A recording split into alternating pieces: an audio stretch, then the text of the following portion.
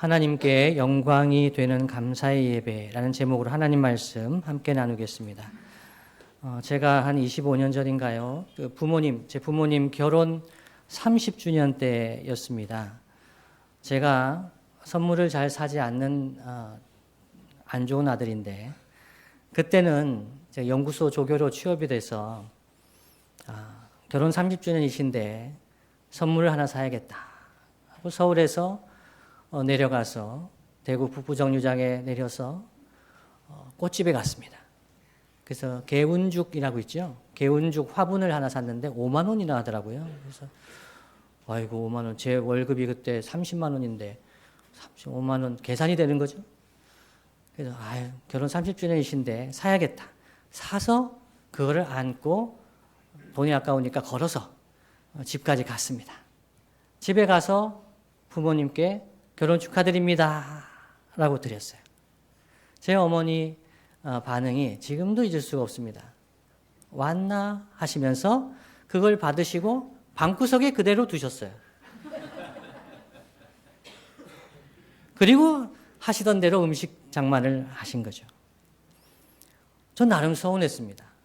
제가 부모님 결혼기념 축하드리면서 이 거금을 드려서 샀는데 그걸 그냥 방구석에 두시는 거예요. 그래서 제가 그 뒤에도 종종 생각이 났습니다. 이런 생각이 들더라고요. 현금으로 했어야 하나. 그 뒤에는 이제 제가 선물을 잘 사지 않고 현금을 드리고 있습니다. 오늘 읽은 시편 50편은 이스라엘 백성이 성전에서 예배할 때 함께 불렀던 시편 찬송이에요. 초막절로 추정합니다. 초막절, 우리 가을 같은 그런 때예요. 그때 온 지방에 있는 유대인들이 함께 모여서 성전에서 예배를 할 때 이 시편 50편을 불렀답니다. 처음 시작을 한번 보시죠. 50편 1절이죠. 전능하신 이 여호와 하나님께서 말씀하사. 매우 진지한 환경입니다. 하나님의 이름을 아주 엄숙하게 선포합니다. 말씀하신다고 하죠.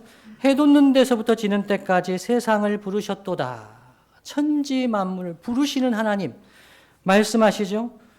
아름다운 시온에 임재하셔서 빛을 비추시면서 그 하나님 백성을 판결하시려고 위 하늘과 아래 땅에 선포하십니다. 하나님의 백성에게 하나님께서 임재하셔서 매우 엄숙하게 하시는 말씀입니다.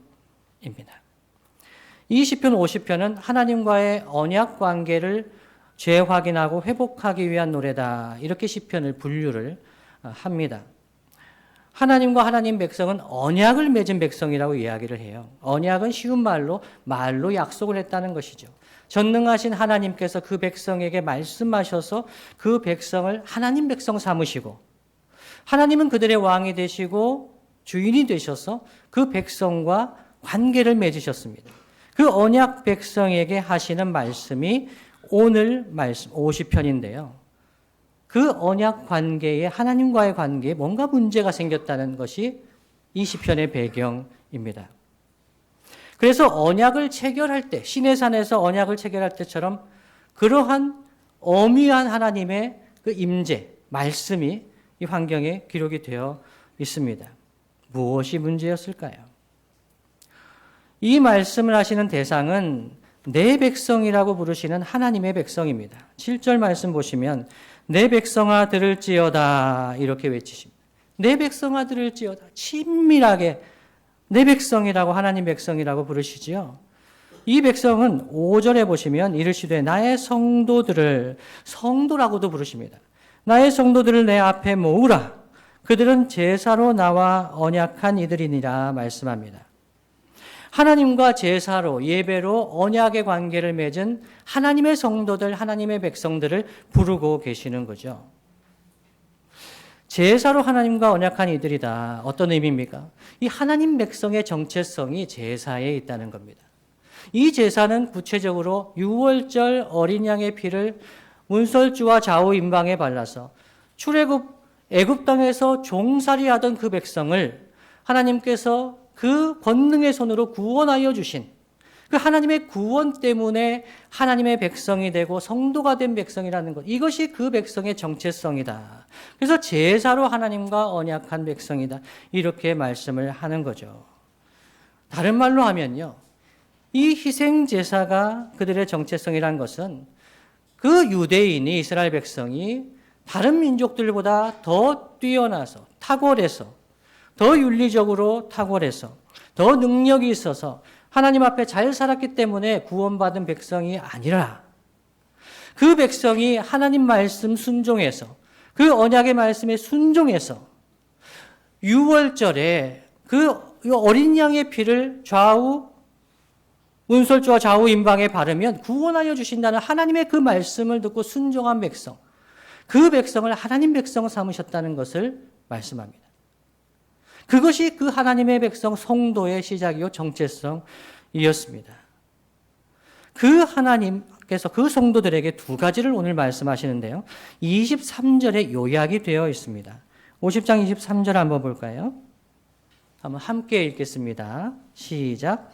감사로 제사를 드리는 자가 나를 영화롭게 하나니 그의 행위를 옳게 하는 자에게 내가 하나님의 구원을 보이리라. 아멘. 하나님 백성이 하나님과의 관계에서 두 가지가 문제가 있다는 거예요. 첫 번째는요. 감사로 제사를 드리는 자가 나를 영화롭게 하는데 감사가 빠져 있다는 것이 첫 번째입니다. 두 번째는 그의 행위를 옳게 하는 자에게 하나님께서 구원을 보이신다고 하시는데 제사를 하고 예배는 하는데 하나님 앞에 감사제를 드리는데 그들의 삶이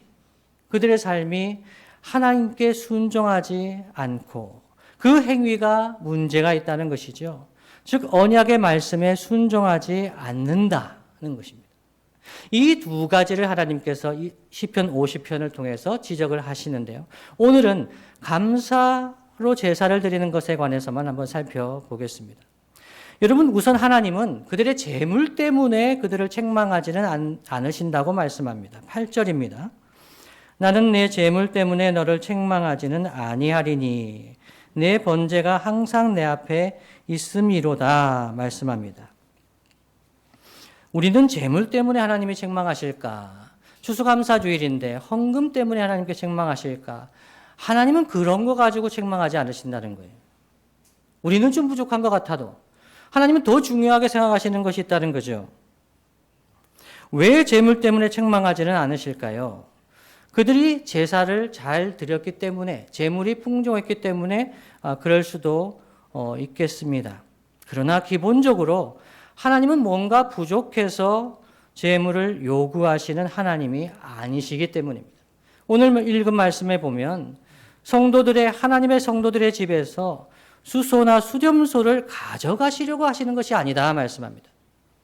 하나님은 산림의 짐승들과 그리고 뭇산의 가축이 다 하나님의 것이기 때문에 산의 모든 새들 들짐승도 다 하나님의 것이기 때문에 하나님이 그 성도에게 그 백성에게 그 재물을 요구하시는 것이 아니다. 첫 번째입니다. 두 번째는요. 하나님께서 배가 고프셔서 재물을 원하시는 것이 아니라고 말씀합니다. 가령 하나님께서 배가 고프시더라도 세계 모든 것이 다 하나님의 것인데 성도들에게 그 집에 있는 고기와 염소의 피를 원하시겠는가라고 묻고 있습니다. 그렇다면 여러분, 재물 때문에 책망하시는 것이 아니라면 무엇 때문에 책망하실까요? 그것은 관계의 문제에서 초래된 형식주의의 문제였습니다. 형식주의의 문제죠. 형식은 있어요. 제사는 합니다. 아주 융성했을 거예요. 장막절, 초막절의 축제였을 거예요. 그런데 마음이 멀다는 거예요. 관계에 문제가 있다는 거죠. 그래서 그 관계에 문제가 있을 때 나타나는 것이 두 가지가 없는데요. 첫째는 감사요. 둘째는 기도입니다. 우리가 읽은 말씀 중에 14절, 15절을 함께 다 읽어보면 좋겠습니다. 14절과 15절입니다. 시작. 감사로 하나님께 제사를 드리며 지존하신 이에게 내 서원을 갚으며 환난 날에 나를 부르라. 내가 너를 건지리니 내가 나를 영화롭게 하리로다. 아멘. 아멘. 감사로 하나님께 제사를 드리라. 그러면서 내 소원을 갚으라. 그리고 환난 날에 나를 부르라. 내가 너를 건지겠다. 내가 나를 영화롭게 하겠다. 이렇게 말씀을 하잖아요. 여기서 이 감사로 드리는 제사는 감사제, 구약의 감사제인데요. 화목제의 일종이었습니다. 화목제를 드릴 때 감사의 제물을 드렸는데 특히 14절에 서원을 갚는다는 것, 이것은 감사제의 내용 중에 하나였어요. 감사제를 드릴 때 서원을 갚는 제물을 드렸습니다. 이것은 15절에 보면 환난 날에 나를 부르라 하시잖아요. 환난 때에 하나님께 불렀습니다. 기도했습니다. 근데 그 하나님께서 구원하여 주신 것에 감사해서 하나님께 그 감사의 예물을 드리는 거죠. 여러분 이런 때가 혹시 있으십니까? 저는 중고등학교 다닐 때 하나님 이번 시험을 잘 보게 해주시면 이 어려운 것 잘 견디게 해주시면 제가 신앙생활 잘하겠습니다. 이런 약속을 저만 했는 것 같군요. 여러분들은 되게 지혜로우신 것 같아요. 목사님 그렇게 약속했으면 제가 지금 살 수가 없습니다. 그렇죠? 근데 우리는 했어요. 사람들은 몰라요. 근데 저는 많이 했어요. 하나님 이 어려움을 잘 이겨내게 해주시면은 제가 하나님 앞에 이렇게 하겠습니다. 그런데요, 내 서원을 갚으며 무슨 얘기일까요? 어려울 때, 환난 때는 기도했어요. 그런데요, 그게 지나가고 나서 다 잊어버려요. 그걸 지나가게 해주신 하나님께 감사하지를 않아요. 저는 왜 그랬을까 한번 생각해 봤어요. 이것은 환난 날에 기도할 때 이스라엘 백성들이 바알과 아세라도 함께 섬기면서 제사를 했어요, 예배를 했어요, 기도를 했어요. 그런데 바알과 아세라한테도 얘기했어요. 온갖 잡신을 다 모든 것을 동원해서 그냥 할 수 있는 대로 했어요. 근데 지나갔어요. 근데 어느 신이 도와줬는지를 몰라요. 이거 어떻게 됐는지도 몰라요. 그냥 잘 된 거겠지. 넘어가 버립니다. 이런 관계가 있었다는 거죠. 시편 66편 13절 14절은 이렇게 말씀합니다. 내가 번제물을 가지고 주의 집에 들어가서 나의 서원을 주께 갚으리니 이는 내 입술이 낸 것이요 내 환난 때에 내 입이 말한 것이니이다 라고 이야기합니다. 내 입술이 낸 것입니다. 내가 말한 것입니다. 내가 환난 때에 내 입이 말한 것입니다. 기도한 것입니다. 그래서 번제물을 가지고 주의 집에 성전에 가서 나의 서원을 주께 갚습니다 라고 이야기합니다. 이것이 하나님과 그 백성과의 관계에서 하나님께서 기뻐하시는 관계예요. 환난이 있었을 때에 기도합니다. 구원의 하나님께 기도합니다. 그 환난 때에 도와주시고 건져주셨을 때 하나님께 약속한 것을 하나님께 드립니다. 감사의 예배를 드립니다. 하나님께서 영광을 받으신다고 이야기를 합니다. 오늘 추수감사주의를 보내고 있습니다. 우리에게 반드시 있어야 될 것은 무엇일까요? 헌금인가요? 아니면 이 과일인가요? 추수감사주일에 가장 중요한 것, 반드시 있어야 될 것은 감사입니다.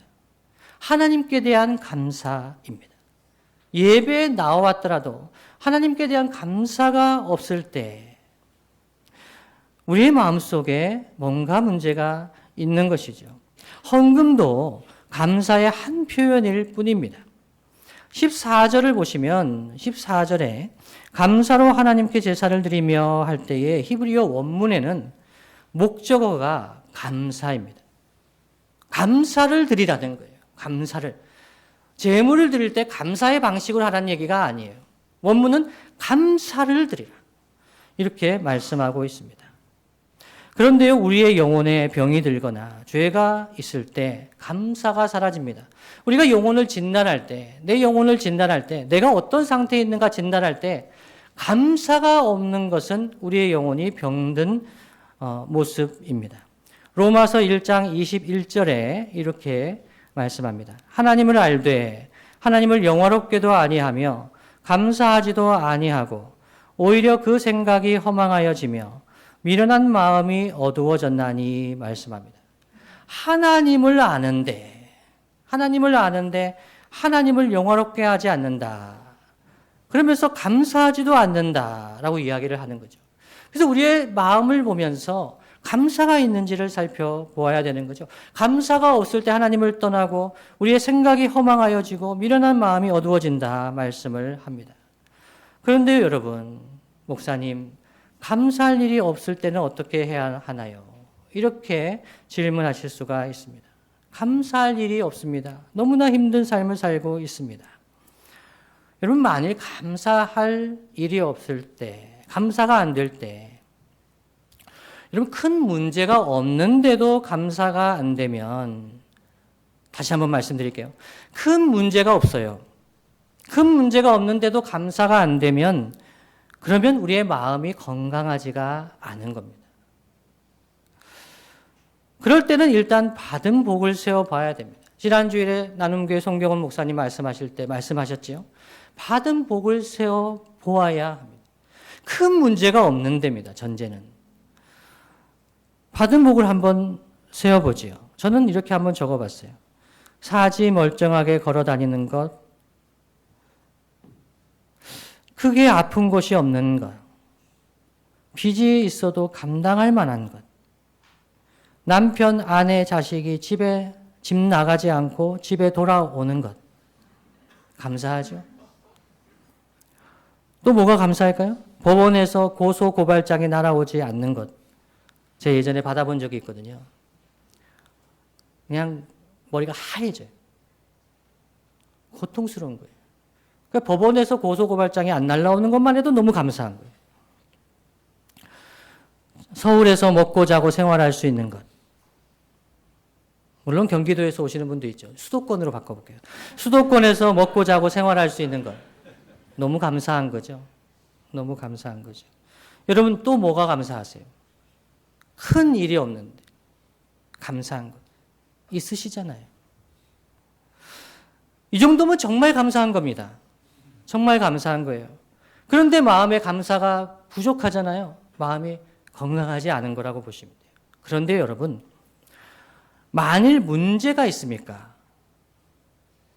환난 날입니까? 오늘 말씀에 근거해서 말씀드리면 환난 날이에요? 그때는 어떻게 해야 될까요? 저는 그때 받은 복을 세워보라고 말씀드리지 못합니다. 받은 복이 있어요. 지금까지 살아온 게 은혜예요. 그런데 너무 고통스러울 때가 있어요.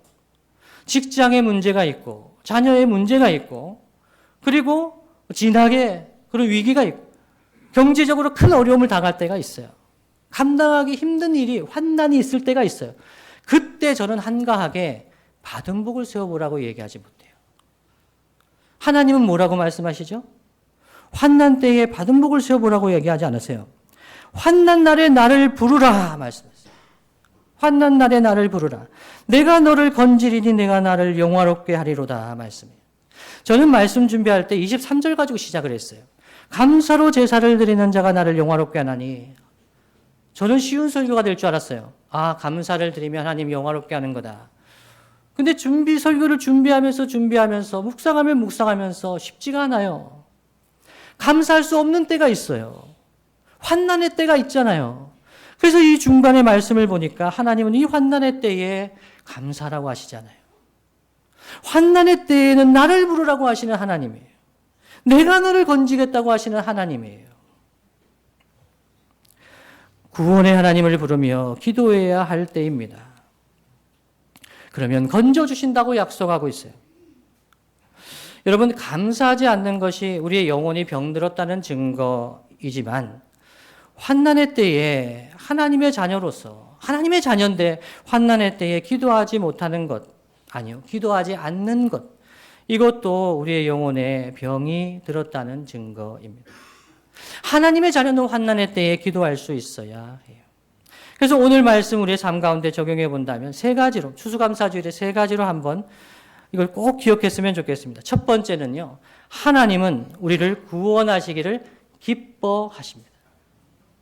하나님은 우리를 구원하시기를 기뻐하세요. 구원의 약속은 하나님과의 언약 관계에 포함된 약속입니다. 하나님이 우리를 하나님 백성으로 부르시고 하나님의 성도로 부르시고 하나님이 우리의 왕이 되신다는 그 관계에 포함된 약속이 무엇이냐면 하나님 우리를 구원하시겠다는 거예요. 우리가 그 하나님을 믿으며 살아갈 때 하나님이 우리를 구원하시겠다. 그 백성을 보호하시고 인도하시겠다. 왕 되신 하나님의 약속입니다. 그러나 마귀는 무엇이라고 얘기합니까? 세상은 무엇이라고 얘기합니까? 이제는 다 틀렸다고 얘기합니다.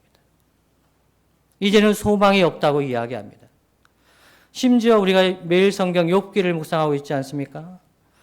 심지어 하나님마저 나에게 등을 돌리시는 것 같다. 이런 생각이 들 때가 있습니다. 환난의 때입니다. 세상의 이야기와 마귀의 이야기가 더 크게 들립니다. 이때 우리는 내 백성아라고 부르시는 하나님, 하나님의 성도를 부르시는 하나님의 음성을 들어야 합니다. 환난 날에 나를 부르라고 하시는 하나님의 음성을 들어야 합니다. 하나님께 기도해야 됩니다. 왜냐하면 우리 하나님은 구원의 하나님이시기 때문입니다.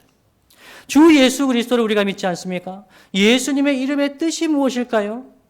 구원의 뜻입니다. 우리 주님은 이름이 구원입니다. 우리를 구원하시는 하나님이십니다. 하나님은 그 약속을, 언약을 스스로 깨뜨리지 아니하십니다. 신실하신 하나님은 그 약속을 지키십니다. 신실하신 하나님은 그 백성을 포기하지 않습니다.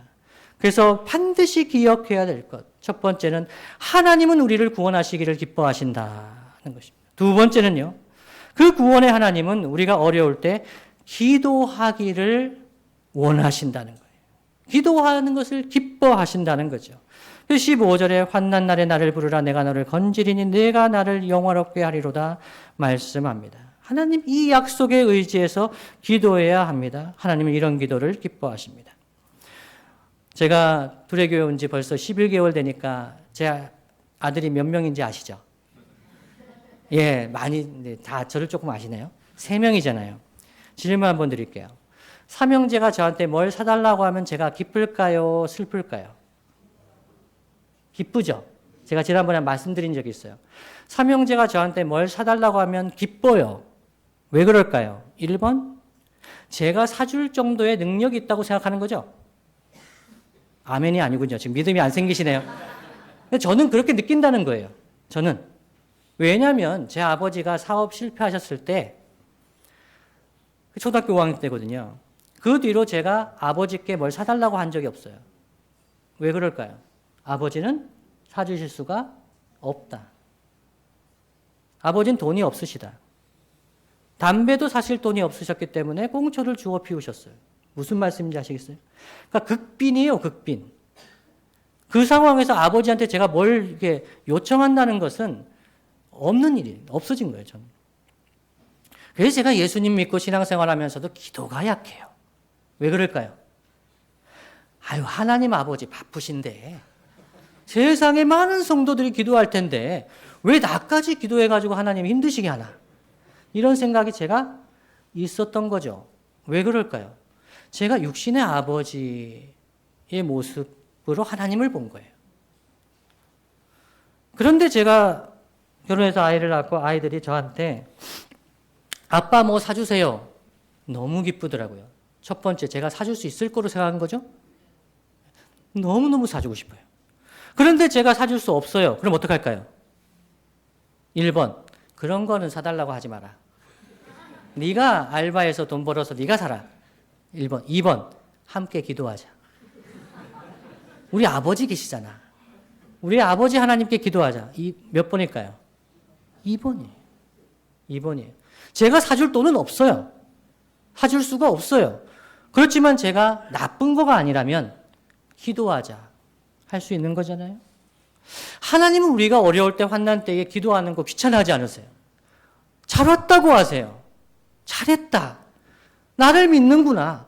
나한테 기도하는구나. 내가 건져줄게. 하나님의 성품이에요. 세 번째는요. 감사는 하나님을 영화롭게 합니다. 감사는 하나님을 영화롭게 해요. 여러분, 감사하다라는 뜻을 가진 영어 표현이 있는데요. thank라는 거 있죠. thank you 할 때 thank가 있잖아요. 두 번째는 gratitude라는 게 있어요. 근데 감사를 표현하다 할 때 이게 gratitude를 표현하는 거, 이게 있어요. 세 번째가 있는데요. 그게 appreciate예요. appreciate. 이 appreciate의 뜻은 가치를 인정하는 거예요. 그 사람의 수고를 인정해 주는 거예요. 이것이 감사의 의미를 가지고 있어요. 그러니까 우리가 하나님을 감사한다는 것은 무엇을 해 주셨기 때문에, 조건적으로 하나님께서 나에게 뭘 주셨기 때문에 감사하는 것도 있어요.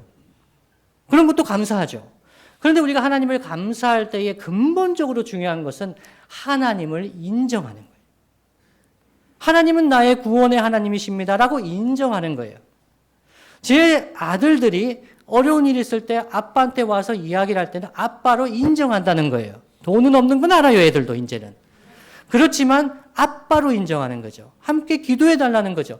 그러면 하나님을 영화롭게 한다는 거예요. 하나님을 인정할 때. 어떤 상황에서도 구원의 하나님을 인정하면서 신뢰하면서 감사할 때 하나님을 영화롭게 합니다. 이 감사가 외적으로 표현된 것이 찬양이에요. 이 감사를 말로 하는 거죠. 하나님이 인정하는 것을 하나님은 위대하시다. 하나님은 전능하시다라고 말로 표현하는 것. 이것을 뭐라고 하죠? 찬양이에요. 찬양. 그래서 이 감사의 제사, 오늘 이 시편 50편에 있는 감사로 제사를 드리는 자 할 때 이것을 이 70인역, 헬라어로 번역한 70인역, 그리고 라틴어로 번역한 불가타 번역에 보면 찬양의 제사라고 번역했습니다. 감사의 제사, 찬양의 제사예요. 하나님을 영화롭게 하는 것입니다. 환난의 때에 구원의 하나님을 인정하고 기도하는 성도는 하나님을 찬양하고 영화롭게 합니다.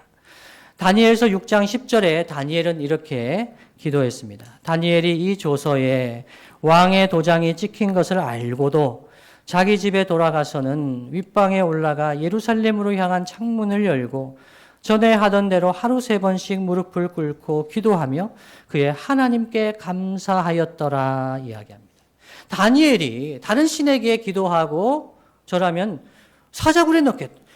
벌을 주겠다고 이렇게 이야기하는데도 이 다니엘이 그냥 전에 하던 대로 위에 올라가서 3번씩 무릎 꿇고 기도하면서 하나님께 감사했다는 거예요. 이 감사는 무엇입니까? 나는 하나님을 인정한다는 거예요. 하나님만이 전능하신 하나님, 그 하나님을 믿는다는 거죠. 그렇게 기도하며 감사했을 때 하나님을 영화롭게 하는 거죠. 사도행전 16장 25절은 이렇게 이야기합니다. 한밤중에 바울과 실라가 기도하고 하나님을 찬송하며 죄수들이 듣더라 했습니다. 빌립보에서 귀신 들린 여종 고쳐주었을 때 그 생업이 끊긴 것을 보면서 바울과 실라를 고발해가지고 감옥에 갇히잖아요. 근데 제가 설교를 한번 했습니다마는 화나고 원통하고 하나님께 따져도 부족한데 이 바울과 실라는 그 감옥에 갇혀가지고 하나님께 기도하면서 하나님을 찬송했대요. 이 찬송이 무엇일까요? 감사죠. 하나님을 인정하는 거예요. 그 순간에도 구원하실 하나님을 인정하는 것입니다. 이 감사와 찬송을 듣고 죄수들이 듣고 어떤 마음이었을까요? 시편 69편 30절로 32절 말씀 한번 다 함께 읽어보면 좋겠습니다. 시편 69편 30절부터 32절 말씀 함께 읽습니다. 시작. 내가 노래로 하나님의 이름을 찬송하며 감사함으로 하나님을 위대하시다 하리니 이것이 소 곧 뿔과 굽이 있는 황소를 드림보다 여호와를 더욱 기쁘시게 함이 될 것이라. 곤고한 자가 이를 보고 기뻐하나니 하나님을 찾는 너희들아 너희 마음을 소생하게 할지어다. 아멘. 30절에 내가 노래로 하나님의 이름을 찬송하며 감사함으로 하나님을 위대하시다 할 거다. 시편 기자가 항상 기쁘고 즐겁기만 했을까요?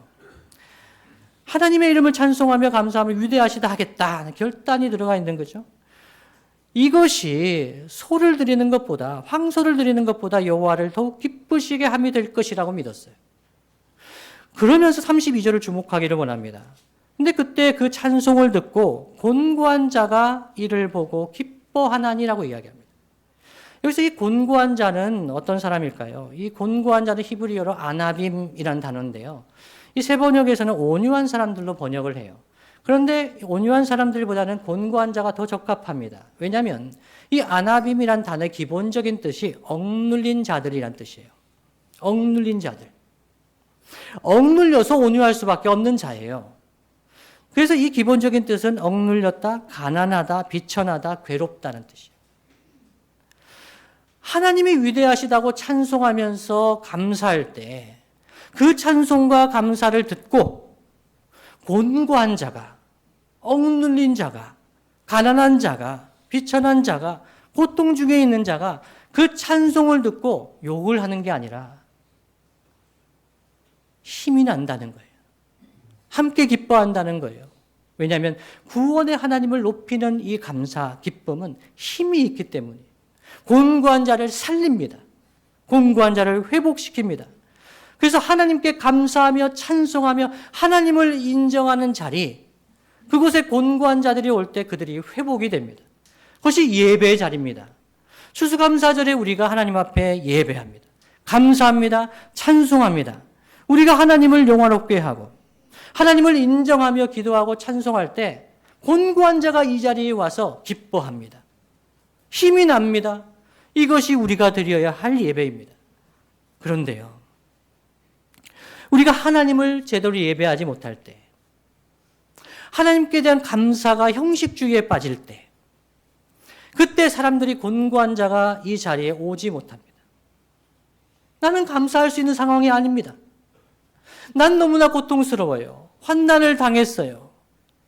취업도 안 되고 진로도 막막하고 경제적으로 너무 어려워요. 다른 사람들이 나를 다 손가락질하는 것 같아요. 그래서 예배에 나오지 못하겠다는 것이 형식주의에 빠진 예배는 그렇습니다.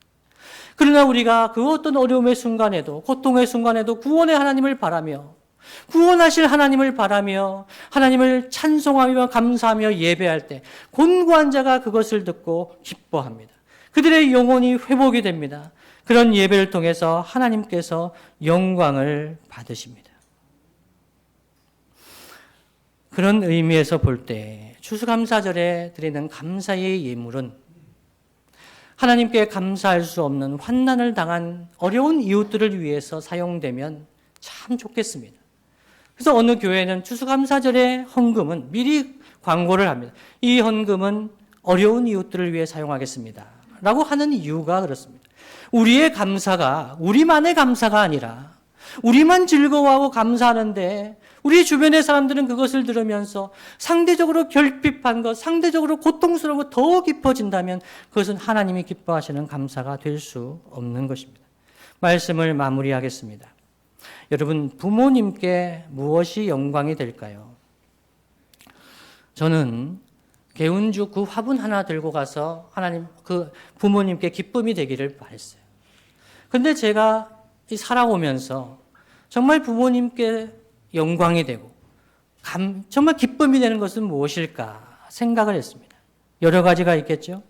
좋은 대학에 입학하고 좋은 직장에 들어가고 결혼하여 딸, 아들 낳고 잘 사는 것.